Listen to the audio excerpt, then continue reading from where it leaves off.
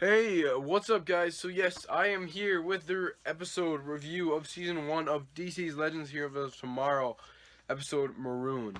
So, the Marooned was a very cool episode. I really did like it. I think it's definitely a pretty good quality episode. Definitely probably a 4.5 out of 5 winks. And I think the ending is a 5 out of 5 winks. And sorry guys if I'm kind of having little breaks when I'm talking. I'm kind of hurting right here. I think something's wrong. I think I'm gonna have to get my tonsils out soon. So I think that's probably what's bothering me. So bear with me if I take a little break to swallow because it kind of hurts. But moving on. So here to talk about Marooned. That in the trailers, I thought it looked like the DC's Legends Heroes, the team was actually going to be fighting each other on the ship when they all go crazy and stuff like that. But no, it's something else happened. Rip Hunter finds the ship and he's trying to figure out where he can. Well, initially he's trying to figure out how far back they need to go to stop Savage. You know, when they before they figure out too far is. They don't want to get too far and they don't want to get too close, or someone's gonna they can't get too close, but they just need to get it at the right time to strike. And the only person that has that information is the person that runs this other ship. So then Rip and the team need to go and rescue that ship because it is something has happened to it, and Rip wants to get get the captain of the ship and save it. But turns out it's been run over by pirates. So then half the team is on the one ship and half the team is on the other ship. And there's a big epic space battle, well, not epic, but a cool space battle that happens. And we don't see too much of those really.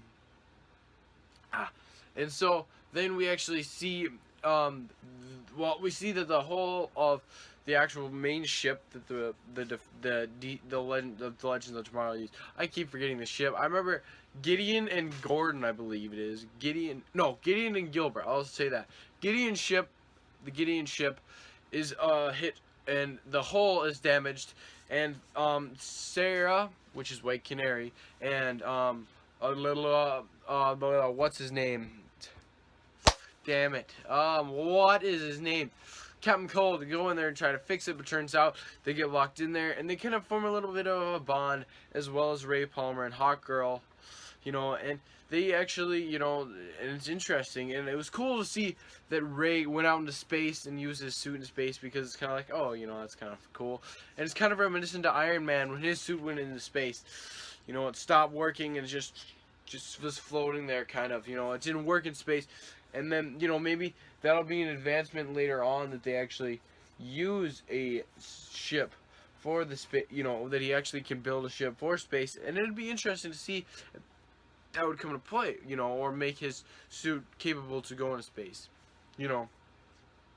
But, and then on the actual ship, we go back in time and we see Rip's past. We see him and his wife in their conflict because Time Masters can't have relationships, and his wife resigned and him were both Time Masters, and she resigned to save him, because she wanted him to be a Time Master, and so then she gave up her position for him because they were caught. So they had to make that decision. I thought, oh, that's pretty heartfelt, and it's sad, that and it's like, okay, she really did love him because she gave up kind of her dream for him. So yeah, it was interesting to see that. Then moving on, we see that, well, I'm just gonna skip right to, so then we see that Heatwave and Rip are really just going at it in this episode. He is not liking him, and he's just like, look, I only brought you on board because your partner and you were a package deal. And it was really cool to see him backstab the team and him to go to the other side and just wreak havoc. And that epic fight between White Canary and him and Captain Cold was pretty cool, I have to say. But definitely the big hard-hitting part of the episode was the ending. And the ending was that Captain Cold drops Heatwave off in some unknown time. We don't know where they dropped him off. They couldn't drop him off back off in 2016, or he would go wipe out, everybody important to the team, everybody around them. Couldn't drop him off there, so we don't know where they dropped him off.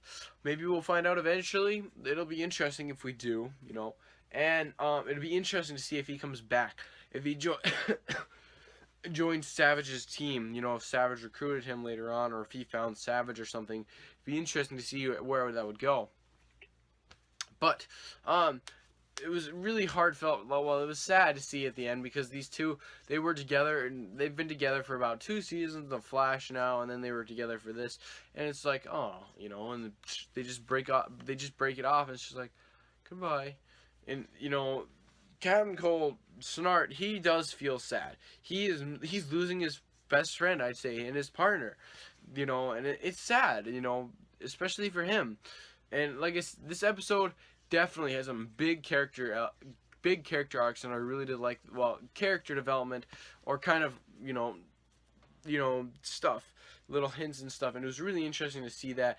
And then we finally get to see at the end of the episode that Ray and Hawkgirl actually get together and kind of, you know, have a little moment, and maybe there'll be a relationship. You know, who knows? It'd be interesting. I think they make a cute couple. They're both, you know, decent.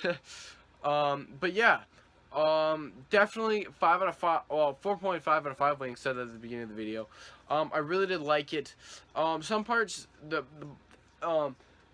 Pirates leader just was, you know, he was kind of not really that imposing. You know, it was just like, oh, you know, I feel like the real villain was kind of Heatwave, and he kind of was lacking. I wish he would have been the main villain. That would have been pretty cool, you know. See him backstab the team on the ship, you know, right at the beginning of the episode, you know. But yeah, guys, that's about it. Looking forward to next week's episode. They are, you know, and then at the end of the episode, Rip also finds out where they get to go, which is 1958, or yeah, 1958.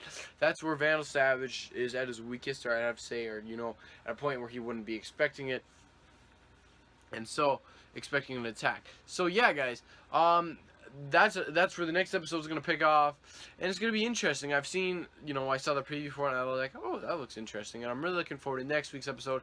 But yeah, guys, that's about it, and I'm Jay Wink, and I'm winking out. Thanks for watching the video, guys. I'm winking out!